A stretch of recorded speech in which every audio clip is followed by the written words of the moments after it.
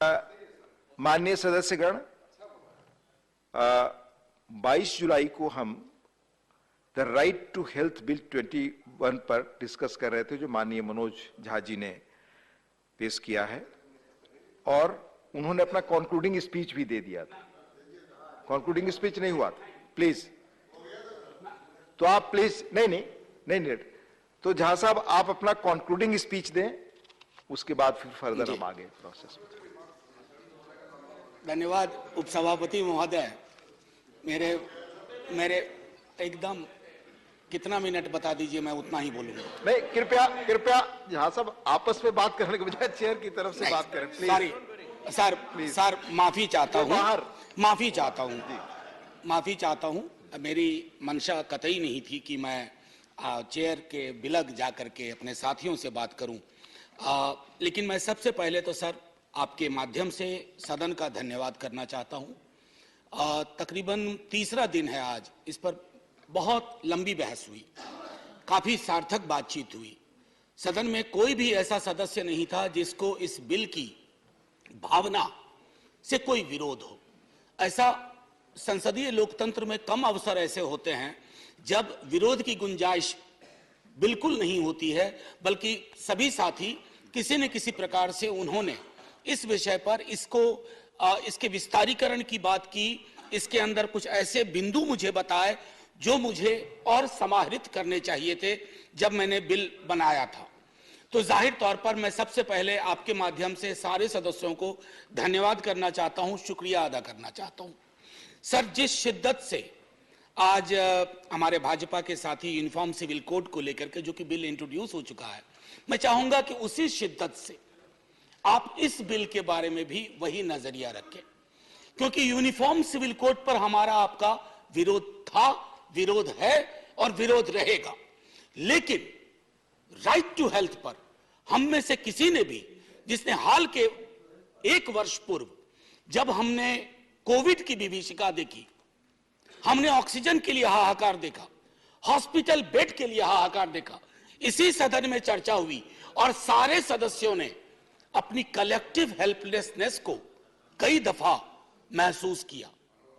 ईश्वर न करे वो क्षण इस देश को फिर देखना पड़े, ईश्वर न करे उस तरह की हाहाकार की परिस्थितियां पुनः पैदा हों इस देश में। लेकिन उसके लिए क्या आवश्यक है? मैं धन्यवाद करना चाहता हूं माननीय मंत्री जी, वो मुझसे कह के गए उन्हें कहीं जाना था।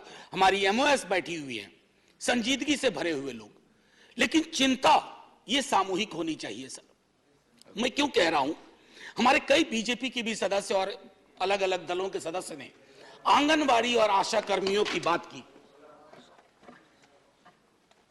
और कहा कि ये फ्रंटलाइन वर्कर्स के लिए तालियां बजी, फ्रंटलाइन वर्कर्स के लिए अन्य तरह के समारोह हुए। लेकिन सर, वो फ्रंटलाइन वर्कर्स जिंदा इंसान हैं, वो तालियों से उनका पेट नहीं भरेगा, सिर्फ उनकी वाहवाही होगी, उससे उनके घर की चिंताएं खत्म नहीं होंगी। आंगनवाड़ी वर्कर, आशा वर्कर आपके हेल्थ का पूरा बोझ ढोते हैं अपने कंधों पे। उनके कंधे पर जो बोझ है वो दिनों दिन बढ़ता जा रहा है। Sir, they are overworked and underpaid, काम इतना ज्यादा, और उसके एवज में उन्हें हम क्या दे रहे हैं? कोई सोशल सिक्योरिटी नहीं, कितना मानदेय? पीनट्स। ये नजरिया आपको राइट टू हेल्थ के विस्तारीकरण और उस गोल तक पहुंचने में मदद नहीं करेगा। ये मैं आपके लिए नहीं कह रहा हूं, ऐसा नहीं कि राइट टू हेल्थ पर पहली बार, जबकि मैं इस पर रिसर्च कर रहा था सर, बमुश्किल 10-12 मिनट लूंगा, खत्म कर दूंगा। इस पर जब मैं रिसर्च कर रहा था तो संविधान सभा की बैठकों में भी चर्चा हुई, खास करके एक व्यक्ति जिनके बारे में बहुत कम लोग जानते हैं कि उन्होंने पब्लिक हेल्थ सिस्टम के बारे में क्या कहा। मैं बाबा साहब को इस बहस में लाना चाहूंगा। बाबा साहब का नजरिया बिल्कुल साफ था कि public health system, social security के बगैर नागरिक का सबलीकरण नहीं हो सकता। और आज हमने उस छोटे से फॉर्मूले को भुला दिया है, उसको वापस लाने की जरूरत है। और मैं समझता हूं माननीय मंत्री जी ने एक बात कही, मैं सहमत हूं कि बजट लगातार बढ़ा रहे हैं। मंत्री महोदय हैं, माननीय उपसभापति महोदय, ये जो आंकड़ा है ना, इस आंकड़े का व्याकरण अद्भुत है। मेरी सैलरी, मैं विश्वविद्यालय से लेता हूं, मेरी सैलरी बढ़ी, मान लीजिए इंक्रीमेंट लगता है तो वो बढ़ा एक साल में। अब उस इंक्रीमेंट को आप इन्फ्लेशन के इंडेक्स में देखिए। आप अगर एलोकेशन का रियल टाइम वैल्यू जज करेंगे ना, तो आपको लगेगा कि it is too little and even too late. तो आंकड़ों को लेकर के कहेंगे कि यूपीए के दौरान इतना था, हमने इतना बढ़ाया, बाकी इंडाइसेस को सामने रखिए और तब कहिए। और दुनिया के गरीब गरीब मुल्क सर हमसे ज्यादा खर्च कर रहे हैं, हमसे गरीब हैं, लेकिन हेल्थ में उनका एक्सपेंडिचर हमसे ज्यादा है, क्योंकि वो जानते हैं कि जब तक पब्लिक हेल्थ पैरामीटर्स को दुरुस्त नहीं किया जाएगा, आप कितनों रेटोरिकल चीजें कर लें, वो जमीन पर कभी भी नहीं आ पाएंगी। सर, ग्रामीण भारत हमारी चर्चा से अक्सर विलग रह जाता है। मैं माननीय मंत्री साहिबा से आग्रह करूंगा, देखिए अक्सर क्या होता है कि आप जब किसी हॉस्पिटल को विजिट करते हैं तो पहले से जानकारी होती है, किसी क्या कहते हैं पीएससी को विजिट करते हैं, पहले से जानकारी होती है। हम सुना करते हैं राजा महाराजाओं में, ना मेरा यकीन है और ना मैं चाहता हूं कि उनका उदाहरण दिया जाए, लेकिन सुनते थे किसी हिंदुस्तान में कुछ राजा महाराजा होते थे जो वेश बदल करके जाया करते थे निरीक्षण करने के लिए। वेश बदल करके जाइए, एकदम पूरा का पूरा।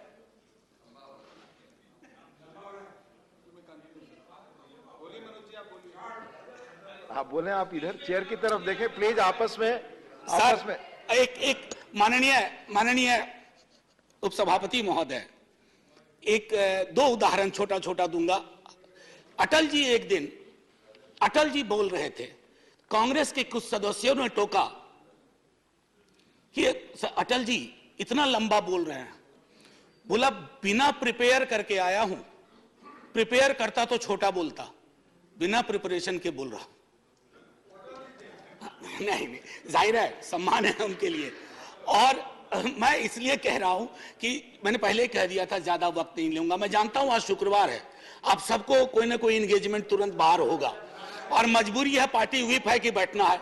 एनीवे, माननीय सभापति महोदय, तो ग्रामीण भारत को लेकर के जो मेरी चिंताएं थी, मैंने कहा, एक मैं अगर राइट टू हेल्थ अगर हमने इंश्योर कर लिया, मुझे याद है जब आरटीई की बात हो रही थी तब भी बहुत लोगों की आपत्तियां थी कि इससे क्या होगा, इससे क्या बदलाव आएगा।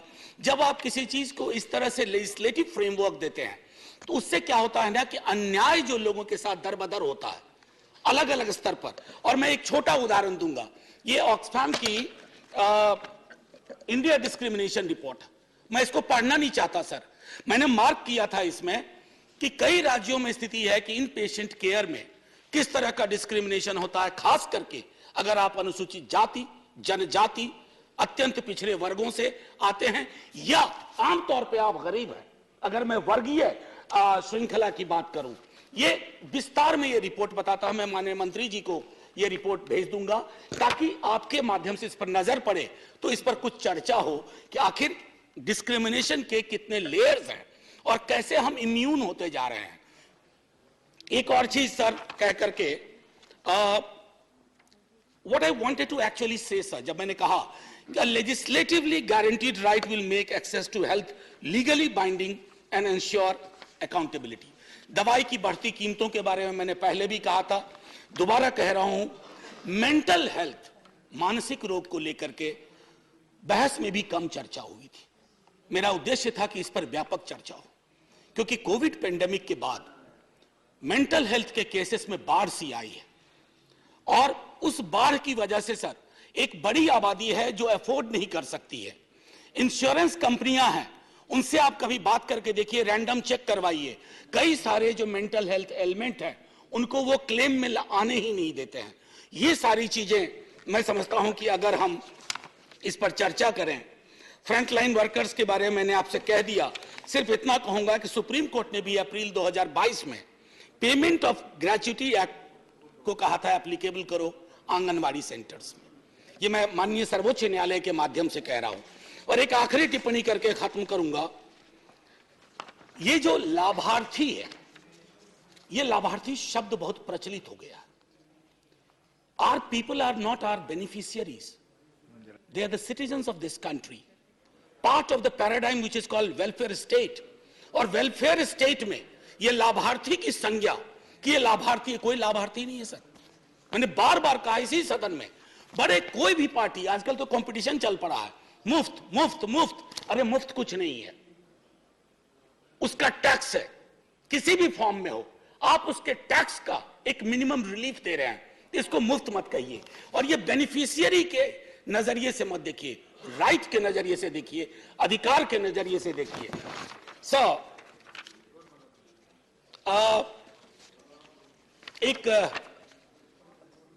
एक हास्य के लिए छोटी चीज सुना करके खत्म कर दूंगा। हास्य के लिए, विंस्टन चर्चिल रूजवेल्ट के यहां जाते थे, प्रेसिडेंट थे रूजवेल्ट, व्हील चेयर पे चलते थे। और चर्चिल अपने विट के लिए फेमस थे, हालांकि उनकी पॉलिटिक्स से हम लोग इत्तेफाक नहीं रखते हैं, कभी नहीं रखेंगे। तो चर्चिल साहब को व्हाइट हाउस में ही कमरा मिला करता था, तो वह नहा रहे थे और उनकी नहाने की आदत थी कि नग्नावस्था में नहाते थे। तो रूजवेल्ट पहुंच गए, रूजवेल्ट ने पूछा, जैसे ही व्हील चेयर वहां ले गए तो हकबका के रूजवेल्ट अपनी व्हील चेयर को मोड़ा। अब चर्चिल देखिए कैसे संभालते हैं, वो कहते हैं, look mister president, prime minister of UK has nothing to hide from you. मैंने इसलिए कहा थोड़ा हल्के माहौल के लिए, मैं इच्छा बड़ी थी कि मैं डिवीजन ले लूं, इस पर मत विभाजन की मांग करूं, क्योंकि यह बिल हम सबके मन का है। लेकिन मंत्री महोदया मुझे देख रही हैं टुकुर टुकुर, और बाकी लोग भी, तो मैं मत विभाजन की अपने टेम्पटेशन को कर्ब करता हूं इस अपील के साथ कि सर आज नहीं तो कल ये बिल आएगा, आज नहीं तो कल ये होना है। आप तो दूसरों की भी चीजों का श्रेय लेते हैं, ये करके अपना श्रेय खुद ले लीजिए। अगर आप ये कर बैठे तो एक बहुत बड़ा एहसान होगा इस देश पर, इस देश के नागरिकों पर। और शायद एक आगे जब हम बात करेंगे ना, तो हेल्थ को लाभार्थी के नजरिए से नहीं, अधिकार के नजरिए से बात करेंगे। हमारे आशा कर्मी प्रोटेक्टेड होंगे, आंगनवाड़ी कर्मी प्रोटेक्टेड होंगे, डॉक्टर पेशेंट रेशियो बेहतर होगा, पीएचसी लैक लस्टर नहीं होगी, सरकारी अस्पताल में कुत्ते नहीं सो रहे होंगे बेड्स पे, ये शायद बेहतर परिस्थितियां होंगी। Thank you so much sir, thank you to all my friends for great participation. जय Hind, let's keep talking like that. धन्यवाद professor Manoj Kumar Jha ji. So you are withdrawing the bill, Professor Manoj Kumar Jha. You are not putting for the vote. You are withdrawing the bill. Sir नहीं, देखिए मैं एक इसमें sir करार करवाना चाहता हूं। आप यूनिफॉर्म सिविल कोड वापस ले लीजिए बिल को। नहीं, that was in a lighter note. I must say, I have spoken, my friends have spoken, Honorable Minister has spoken, and we have a general consensus. We'll take steps, but my only request is, let it not be baby steps. Let it to be a huge step at one point of time, and do it soon, and I withdraw the bill from voting. Has he leave of house to withdraw the bill? The bill is withdrawn.